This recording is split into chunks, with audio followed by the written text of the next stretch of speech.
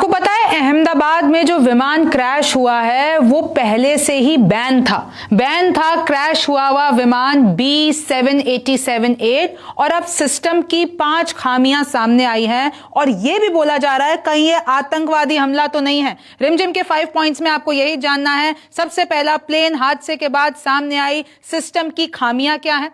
दूसरा देख लीजिए, जो विमान B7878 क्रैश हुआ उस पर 5 बड़े विवाद क्या है जो पूरी दुनिया को पता है, जो पहले से चले आ रहे हैं और क्या खामियां रही। तीसरा है, कहीं आतंकवादी हमला तो नहीं था, कहीं साइबर अटैक तो नहीं था, कहीं सैबोटाज करने की कोशिश तो नहीं की गई है। चौथा है, अहमदाबाद हादसे में जान माल का कितना नुकसान हुआ। पांचवा है, दुनिया के बड़े प्लेन हादसों में कॉमन गलतियां क्या सामने आई। नमस्ते, मेरा नाम रिमझिम जेठानी है और आप रिमझिम के 5 पॉइंट्स देख रहे हैं। सबसे पहले आप ये पोस्ट देखिए। एक शख्स है आकाश वत्स। जैसे ही ये अहमदाबाद में प्लेन क्रैश होता है तो उसके ही आजू बाजू ये एक पोस्ट आता है और आकाश बताते हैं कि मैं उसी फ्लाइट में था 2 घंटे पहले। यानी ये जो फ्लाइट थी पहले दिल्ली से अहमदाबाद गई और अब अहमदाबाद से लंदन जा रही थी और जैसे ही अहमदाबाद के एयरपोर्ट पे वो टेक ऑफ करती है और वो क्रैश हो जाती है। लेकिन ये जो आकाश है वो जब दिल्ली से अहमदाबाद ये सेम फ्लाइट आ रही थी तब उन्होंने 4 वीडियो बनाए थे।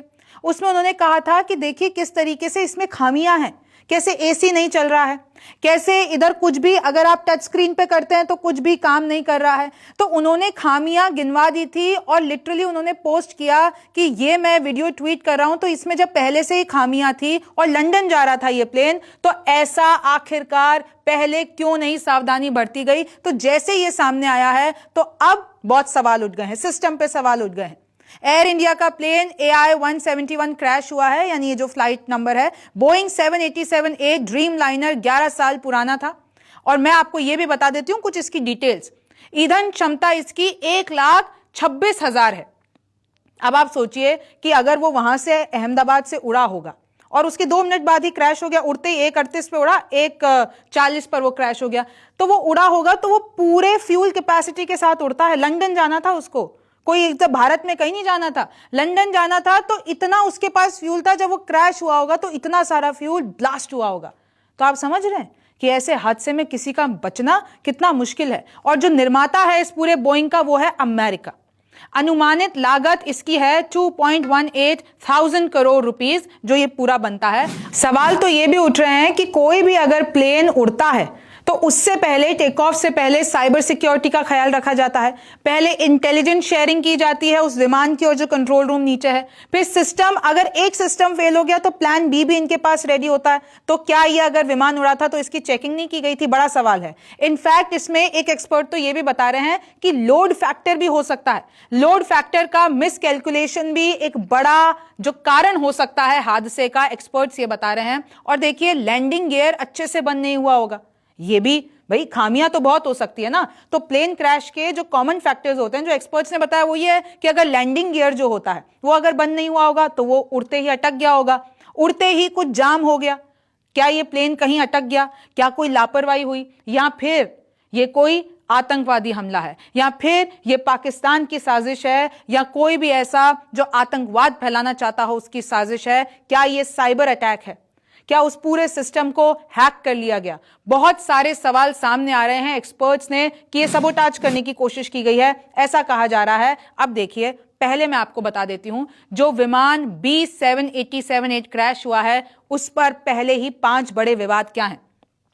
जनवरी 2013 की बात है, 2 नए ड्रीम लाइनर जापान की 2 एयरलाइन में शामिल किए गए थे, लेकिन उसमें लिथियम आयन जो बैटरी होती है उसमें आग लग गई। भाई 2 को जापान की एयरलाइन में शामिल किया गया तो एक तो हवा में चला गया था, एक वहीं पार्किंग में खड़ा हुआ था। तो उसमें जब लिथियम बैटरी में आग लग गई तो उसकी इमरजेंसी लैंडिंग करानी पड़ी और ये बहुत बड़ा हादसा था।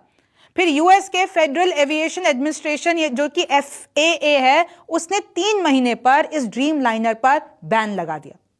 बोइंग ने अपने बैटरी सिस्टम और उसके इंसुलेशन में सुधार किए, उसके बाद वापस से उनकी डिलीवरी शुरू की। तो सबसे पहला विवाद तो ये हो गया। अब 2020 और 2022 के दौरान देख लीजिए, ड्रीम लाइनर में मैन्युफैक्चरिंग डिफेक्ट की खबरें भी आई थी। यहां तक कि जो बोइंग में काम कर रहे कर्मचारी है उन्होंने ही आरोप लगाए थे कि सेफ्टी नहीं है। बॉडी के जोड़ों में गैप की शिकायत, क्योंकि क्या होता है, जो ये बोइंग का ये जो ड्रीम लाइनर है इसमें अलग अलग पार्ट्स जुड़ते हैं, अलग अलग जगह बन के और एक साथ जुड़ते हैं। तो आरोप ये लगे थे कि भाई जब जोड़ने में कुछ गैप रह जाता है तो बोइंग ने भी गलती मानी थी कि हां ऐसा हो सकता है, गैप की वजह से कुछ खामियां होंगी। बोइंग ने एयरलाइंस को ड्रीम लाइनर की डिलीवरी रोक दी। जब ये खामियां सामने आई तो फिर बोइंग ने अपनी डिलीवरी रोक दी। फिर इस पे भी बहुत सारे डिलीवरी फेलियर्स हुए थे। फिर अप्रैल 2024 की बात है, बॉडी के कुछ हिस्से ठीक से नहीं जुड़े हैं, ये दावा किया गया, और ये दावा करने वाला कोई बाहरी नहीं था, बोइंग में काम करने वाला 10 साल से काम करने वाला कर्मचारी था। ये उड़ानों के दौरान बीच में ही टूट सकते हैं, कर्मचारी का दावा था। सोचिए कितनी खतरनाक बात है। विमान के हिस्से जोड़ने का तरीका फिर बदला गया बोइंग की तरफ से, और क्योंकि ये बोला गया था कि भाई हवा में टूटने का डर है।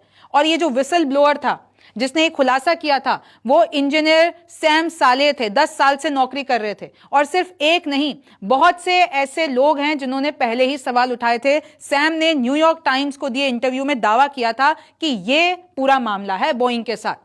बाद में बोइंग ने सैम के दावों को नकार दिया था कि ऐसा कुछ भी नहीं है, बोइंग एकदम सुरक्षित है। बोइंग में काम करने वाले कई इंजीनियर ऑफिसर्स ने पहले भी बोइंग के ऊपर बहुत गंभीर आरोप लगाए हैं। इनफैक्ट ये कहा है कि कंपनी क्या करती है, सुरक्षा और ईंधन के खर्च को कम करने पर ज्यादा ध्यान देती है। आपको पता है ना भाई, भारत में सबसे ज्यादा जो एयरक्राफ्ट है वो 2 ही कंपनी चाहिए, या तो बोइंग या फिर एयरबस। तो ये जो बोइंग कंपनी है वो सुरक्षा और ईंधन के खर्च को कम करने पर ज्यादा ध्यान देती है। एक शख्स हैं जॉन बार्नेट, उन्होंने 2024 में ड्रीम लाइनर 787 की सेफ्टी पर सवाल उठाए थे। और आपको पता है उनके साथ क्या हुआ था? रहस्यमयी तरीके से उनकी मौत हो गई थी। 2024 में उनकी रहस्यमयी परिस्थितियों में मौत हो गई। घर के पास पार्किंग एरिया में उनकी लाश मिली थी। सोचिए। अब आप देखिए कि इसमें और भी खामियां सामने आई थी। इंजन फेलियर, ऑयल लीकेज समेत कई टेक्निकल खामियों की शिकायत पहले भी आ चुकी है। हाइड्रोलिक सिस्टम के बजाय इलेक्ट्रिक मोटर्स इसमें इस्तेमाल होते हैं, यानी अलग होते हैं। इस कारण इसमें टेक्निकल खामियां भी सामने आई हैं। बहुत बार रजिस्टर की गई हैं कंप्लेन। विंडशील्ड में दरार हो गई, सॉफ्टवेयर में गड़बड़ियां हो गई, ये सब खामियां पहले भी सामने आ चुकी है। 2024 में जापान में 787, ये वही विमान है जो अहमदाबाद में क्रैश हुआ है। आप ध्यान दीजिए, मैं उसी विमान की बातें बता रही हूं। 2024 में जापान में 787-8 की टेक्निकल कमियों की वजह से एक हादसा हो चुका है। हाइड्रोलिक ऑयल लीक हुआ था, फिर विमान को रनवे पर ही रोकना पड़ गया था। उसमें कोई जान माल का नुकसान नहीं हुआ था क्योंकि पहले ही पता चल गया था। बोइंग कंपनी, इसके इंजन सप्लायर्स पर आरोप लगे कि भाई ये लोग बहुत लापरवाही करते हैं, खराब रखरखाव करते हैं, टेस्टिंग में लापरवाही बरतने के आरोप लगे। तो इतनी कंट्रोवर्सी है इस पर्टिकुलर बोइंग के ऊपर। इंजन की डिजाइन में भी कमियां हो सकती है, ये एक्सपर्ट बता रहे हैं। और इनफैक्ट आपको पता है जब ये अहमदाबाद प्लेन क्रैश हुआ है 8% तक शेयर गिर भी चुके हैं बोइंग के। तो देखिए ये बड़े विवाद जो हैं अब सबकी नजरों में है कि अगर ये सब पता था तो क्यों इस पर भरोसा किया गया। अब अगला यह है, कहीं ये आतंकवादी हमला तो नहीं था। न्यूज 24 पर एक्सपर्ट्स ने कुछ बड़े खुलासे किए हैं। मैं चाहूंगी सबसे पहले आप ये बाइट सुनिए। मतलब आपको भी शक है कहीं थोड़ा बहुत कि इसमें सैबोटाज हो सकता है? बिल्कुल बिल्कुल, मैं इसलिए कह रहा हूं क्योंकि जो हमारे मिलिट्री के जहाज होते हैं और जो सिविल के जहाज होते हैं, सिविल के जहाज में एक के बाद एक आधुनिकतम सुविधाएं दी जाती हैं। Stand by two stand by features होते हैं क्योंकि उसमें हम सिविल पैसेंजर्स को डील करते हैं, सिविलियंस को डील करते हैं। और जो मिलिट्री के जहाज हमारे होते हैं उसमें हम इस तरीके से उसको बनाया जाता है कि स्पीड ज्यादा होती है, फ्लाइंग टाइम कम होता है, एयर टू एयर रिफ्यूलिंग की सुविधा होती है, लेकिन हमारा काम डिस्ट्रक्शन का होता है और एक ही बंदा बैठ सकता है या 2 बैठ सकते हैं, और उसके लिए भी हमने इजेक्शन सीट लगा रखी है। लेकिन सिविल एयरक्राफ्ट में आपके आज की डेट में 4 इंजन होते हैं, एक फेल हो गया, दूसरा, तीसरा, चौथा, उसके बाद में आपका पूरा जहाज जीपीएस कंट्रोल्ड है। आपने देखा कि जीपीएस अमेरिका का है, ग्लोनास सिस्टम रशिया का है, तो इसमें सबोटाज की संभावना इसलिए मुझे ऐसी लगती है अंदर से, क्योंकि मैं फौजी रहा हूं तो मैं उस तरीके से भी सोचूंगा। सबोटाज का सिर्फ पायलट से ही मतलब नहीं है, सबोटाज डिफरेंट लेवल पे होता है, हो सकता है टेक्निकल स्टाफ जिसको मेंटेनेंस करना था, टीआरएस जिसको बोलते हैं, तो वो इंजीनियर तो गए हैं ना जहाज पे। अहमदाबाद में लैंड जब किया दिल्ली से आके, तो जहाज पर टेक्नीशियंस गए, उन्होंने सारे उसके टेक्निकल पैरामीटर्स को चेक किया, हाथ लगाया। तो बहुत, चूंकि हम लोग फौजी हैं और ठीक है उन्होंने बोला, और इस तरह की जब भी घटना होती है आप विश्वास मानिए, bureau of civil aviation on security जो है, वहां जितने टेक्निकल स्टाफ हैं जिनकी एक्सेस हुई होगी, सबों को घेरे में लिया जाएगा, सबसे पूछताछ होगी, सारे शक के दायरे में होंगे। हम कोई भी संभावना से इनकार नहीं कर सकते इतनी बड़ी दुर्घटना में। हो गई थी ऑलरेडी बीइंग अ फौजी कि हो सकता है, क्योंकि ये एक ऐसा रेयर केस है, बहुत ही रेयर केस है। एवियोनिक्स आपका स्ट्रांग है, पायलट आपका ट्रेन है, सब कुछ है, एंड अचानक से और आप माना कि एक एंगल और देखिए छोटा सा है कि भाई कुछ ऐसी खराबी या ऐसी कुछ छेड़छाड़ हो सकता है। हम संभावनाओं की बात कर रहे हैं, कुछ भी ऐसी संभावना कि भाई उसने ऐसा कुछ कर दिया कि इमीडिएटली लॉस हुआ, इमीडिएटली, है ना। सो कोई भी जो अगर छेड़छाड़ भी करी गई है तो वो इस लेवल पे ही करी गई है कि बहुत जल्दी एक्शन हो जाए, बहुत जल्दी जो जहाज का नुकसान होना है वो हो जाए। सो ये एक एंगल है जो हालांकि 100% जब इन्वेस्टिगेशन होगी इसको मद्देनजर 100% रखा जाएगा। और बाकी जो चीजें हमने इतनी सारी डिस्कस करी कि बोथ इंजन का हमें यहाँ पे लॉस ऑफ पावर दिखाई दे रहा है जहां तक वीडियो का सवाल है। अब अहमदाबाद हादसे में जान माल का कितना नुकसान हुआ है आप देख लीजिए। 242 लोग थे, 230 इसमें यात्री, 2 पायलट, 10 क्रू मेंबर, और जो पायलट के नाम है मैं बता देती हूँ, सुमित और क्लाइव, एक पायलट और एक को पायलट। गुजरात के पूर्व सीएम विजय रूपाणी और 200 प्लस यात्रियों पर बुरी खबर आ रही है, लेकिन अभी तक कुछ कंफर्मेशन नहीं है। दावे आपको भी पता है क्या किए जा रहे हैं, क्योंकि एक्सपर्ट्स भी कह चुके हैं, कमिश्नर भी कह चुके हैं कि भाई उस विमान में जो थे उनके बचने के चांसेस बहुत कम हैं। हालांकि जो ऑफिशियल तौर पर खबर आ रही है, एक सर्वाइवर, एक जिंदा बच चुका है। 11A सीट पर वो शख्स बैठा हुआ था और वो एक सर्वाइवर की खबर मिली है, पुख्ता खबर मिली है। लेकिन अभी तक विजय रूपाणी पर और जितने भी यात्री सवार थे उन पे कोई भी ऑफिशियल आंकड़ा सामने नहीं आया है। आपको पता है कि ये जो एयरक्राफ्ट क्रैश हुआ वो कहां पर हुआ? BJ medical college. वहां पर कुछ इंटर्न्स भी थे जो कि अभी डॉक्टर बनने वाले थे, यानी MBBS की पढ़ाई के लिए। वहां पर मेडिकल कॉलेज के छात्र वो सब कैंटीन में लंच कर रहे थे और अचानक प्लेन आकर क्रैश हो गया। तो अभी वहां से भी कंफर्म नहीं हो पाया है कि भाई कितने लोग मर चुके हैं, कितने लोग घायल हैं। और जो अनुमान लगाया जा रहा है ना, वो कैजुअलिटीज का आंकड़ा बहुत ज्यादा होने वाला है, क्योंकि एक तरफ तो ये कहा जा रहा है कि 242 के 42 लोगों की बचने की आशंका बहुत कम है। दूसरा, मेडिकल कॉलेज में ऑब्वियसली वहां उस बिल्डिंग में 4 बिल्डिंग पे लगा है, वो प्लेन क्रैश हुआ है 4 मेडिकल कॉलेज की बिल्डिंग्स पे। आप हॉस्टल समझ लीजिए उस मेडिकल कॉलेज का। वहां पर कैंटीन में बच्चे लंच कर रहे थे, तो उसमें भी अभी आंकड़ा आना बाकी है। पूरे इलाके में भारी नुकसान हुआ है। ये तस्वीरें आप देख सकते हैं, वो बिल्डिंग की तस्वीर मैं आपको सामने दिखा देती हूं। लोग लिटरली, जो लाशें हमने देखी है, विजुअल आपको दिखा नहीं सकती, लोग पूरी तरीके से जल चुके हैं, एकदम काले पड़ गए हैं, बॉडी पार्ट्स इधर उधर हैं। और वहां पर अभी जो ये आंकड़ा आएगा उससे मैं आपको बता रही हूं कि बहुत बहुत परिवार उजड़ गए हैं। और इनफैक्ट टाटा ग्रुप ने तो जो भी लोग इसमें मारे जा चुके हैं उनके लिए 1 करोड़ का मुआवजे का भी ऐलान कर दिया है। ये तस्वीरें देखिए आप, सब कुछ मलबा बन गया है। इतना खतरनाक हादसा जो हुआ है, आसमान पूरा धुआं धुआं हो गया था। और ये वीडियो तो आपने देखी होगी कि कैसे बस वो उड़ा ही था, 2 मिनट के बाद वो एकदम नीचे गया और अचानक से बड़ा धमाका हुआ, आग की लपटों में सब कुछ तहस नहस हो गया। रिहायशी इलाका, फिर उसके बाद से किस तरीके से तस्वीर देखिए, वो अटक गया बिल्डिंग में जाकर। एक विंग कहीं और पड़ा है, आगे का हिस्सा आगे मतलब टूटकर आगे चला गया, ये देखिए। और वहां पर भाई उस इलाके में भी तो बहुत सारे आसपास लोग होंगे, तो अभी सबका इलाज चल रहा है। अभी हॉस्पिटल से आधिकारिक तौर पर पुष्टि नहीं हुई है, लेकिन अब आपको यह भी जान लेना चाहिए कि दुनिया में जितने भी बड़े हादसे हुए हैं उसमें कॉमन मिस्टेक सामने क्या आई है। सबसे पहले तो भाई पायलट एरर बोला जाता है, मिस जजमेंट हो गया, स्पीड का, अप्रोच का, एल्टीट्यूड का। तो फिर ये सबसे पहला रीजन होता है क्रैश का। फिर पुअर क्रू कम्युनिकेशन, कॉकपिट में कोई कंफ्यूजन हो जाता है, कोई लैक ऑफ कोऑर्डिनेशन हो जाता है, जैसे कि देखिए टेनिफाई। और ये मैं जितने भी बड़े हादसे हुए हैं उसके मैं आपको बता रही हूं कि वो किस कारण हुए थे। मिस इंटरप्रिटेशन ऑफ इंस्ट्रूमेंट, यानी पायलट ने जो भी फॉल्टी सेंसर्स होते हैं उसको जानने में देरी कर दी। ओवर रिलायंस ऑन ऑटोमेशन, यानी जो ऑटो पायलट मोड होता है उस पर आप बहुत ज्यादा निर्भर हो गए, तो आपको पता नहीं चला, आप उसमें ओवरराइड नहीं कर पाए। मैकेनिकल और डिजाइन फ्लॉज, जैसे कि इसमें भी विवाद सामने आ रहा है कि इसके मैकेनिकल और डिजाइन फ्लॉज थे। एक्सप्लोजिव और टेरर अटैक, मैंने आपको बता दिया कि कैसे एक ये भी हो सकता है कि भाई साइबर अटैक हो गया। ऐसे आप सोचिए, आप दो मिनट के अंतराल में ऐसे कैसे, और वो भी इस जनरेशन में जहां हम पता नहीं 5वीं पीढ़ी न 4.5 न एआई के जमाने में पहुंच चुके हैं, उड़ते ही प्लेन और इंटरनेशनल कैसे क्रैश हो सकती है? बोइंग का वो कोई ऐसा छोटा मोटा तो प्लेन था नहीं, तो क्या इंजन जाम हो गया, कोई साइबर अटैक हो गया, कोई जानबूझकर किसी ने कोई गड़बड़ी कर दी, या लापरवाही हुई सिस्टम की तरफ से? एंडलेस पॉसिबिलिटीज हैं।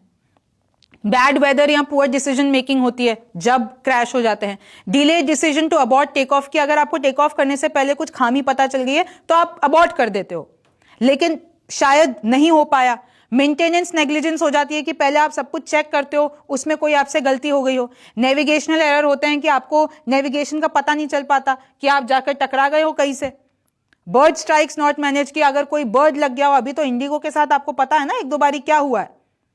एटीसी मिसकम्युनिकेशन की, भाई जो कंट्रोल रूम है उससे आपका मिसकम्युनिकेशन हुआ, और इस वाले मसले में भी तो सामने यही आया ना कि पायलट मेडे मेडे मेडे चिल्लाता रहा, उसके पास सिर्फ 1 मिनट का समय था, शायद एटीसी ने कुछ रिस्पांस दिया होगा, तो फिर इतना भी समय नहीं था कि पायलट वापस से रिस्पांस दे पाता, क्योंकि तब तक तो काम खत्म हो चुका था। अब देखिए, जो मेजर पैसेंजर एयरक्राफ्ट मैन्युफैक्चरर्स हैं पूरी दुनिया में, सबसे ऊपर आप देख लीजिए एयरबस, जो कि इनका जो हेडक्वार्टर है वो फ्रांस में है, यूरोप में। ये A320 नियो, A350 ये सब बनाते हैं। फिर दूसरे नंबर पे है बोइंग, जो कि यूएसए का है। 737 मैक्स, 787 ड्रीम लाइनर, उसी का ही, जो बोइंग का ही है, इसके साथ हादसा हुआ है। फिर और भी कुछ है जो बहुत छोटे मोटे हैं, दो तो यही मेन प्लेयर्स है, चाहे आप एम्ब्रेयर ले लीजिए ब्राजील का, कोमैक ले लीजिए चाइना का, फिर आप आगे आते हैं तो जापान का भी है, रशिया का भी, यूएसी है, कनाडा का भी, डी है, एटीआर फ्रांस, मतलब ये थोड़े छोटे प्लेयर्स हैं, लेकिन दो मेन होते हैं। अब आप ये भी देख लीजिए कि कैसे सिर्फ ऐसा नहीं है कि बोइंग की ही कंट्रोवर्सी सामने आई है, सामने तो कंट्रोवर्सी एयरबस की भी आई है। पॉलिटिकल लॉबिंग एलिगेशन लगे हैं। इंडियन डिफेंस डील जब हो रही थी तो उसमें भी बहुत सवाल उठे थे, चाहे वो प्राइसिंग को लेकर हो, चाहे वो ऑफसेट को लेकर हो। फिर मिलिट्री एयरक्राफ्ट डिजास्टर भी हुए हैं, ऐसा नहीं है कि डिजास्टर नहीं हुआ है, एयरबस के साथ भी क्रैक्स भी A380 विंग्स में पाए गए थे। A380 प्रोग्राम का फेलियर भी हुआ है एयरबस के साथ। कंपटीशन की कंप्लेन भी आई है बोइंग के खिलाफ। तो अब सबके मन में ये सवाल उठ जाता है, देखिए ऐसा कोई हादसा होता है तो सबके मन में सवाल हो जाता है कि विमान की यात्रा कितनी सुरक्षित है, कितना आप भरोसा कर सकते हैं कि आप कहीं जा रहे हैं। जैसे कि कहीं ऐसी स्टोरीज सामने आई है, कोई अपने बीवी से मिलने जा रहा था, कोई जो है ईद मनाने आया था इधर और वहां वापस लंदन लौट रहा था। कोई 2 ब्रिटिशर्स थे जो वापस जा रहे थे, आपको पता है ना कि 169 उसमें भारतीय हैं, 53 उसमें ब्रिटिश के सिटीजन्स हैं, फिर उसमें 7 पुर्तगाल के हैं, 1 कनाडा का है। तो आप सोचिए कि ये एक तरीके से अगर हम सिक्योरिटी, क्रेडिबिलिटी, सेफ्टी, पूरी दुनिया में इस वक्त पूरी दुनिया ने इस खबर को छाप दिया है, क्योंकि अभी तक का ये बहुत बड़ा हादसा बताया जा रहा है। अब इस पे आगे जो अपडेट्स आएंगी वो विचलित कर देने वाली होंगी। ऑफिशियल आंकड़ा नहीं आया है, लेकिन आशंका यही है कि बहुत नुकसान हो गया है। आपका इसके बारे में क्या सोचना है मुझे कमेंट सेक्शन में जरूर बताइए। आप रिमझिम के 5 पॉइंट्स देख रहे थे, मेरा नाम रिमझिम जेठानी है, आपसे फिर मुलाकात होगी। नमस्कार, मैं हूं मानक गुप्ता। अगर आपको हमारा ये वीडियो पसंद आया हो तो इसे लाइक और शेयर जरूर करें, और हाँ, हमें सब्सक्राइब और फॉलो करना ना भूलें, ताकि आप देश और दुनिया की कोई खबर मिस ना करें। तो जुड़े रहिए हमारे साथ और देखते रहिए News 24।